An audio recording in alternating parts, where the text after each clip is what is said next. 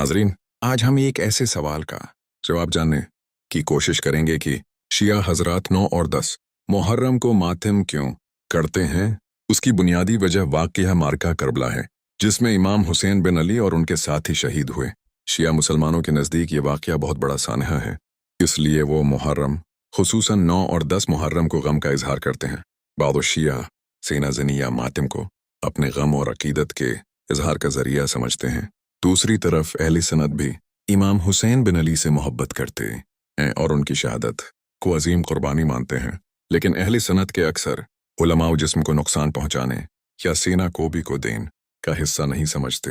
वो सब्र, दुआ, कुरान की तलावत और शहदाए करबला की सीरत से सबक लेने पर जोर देते हैं।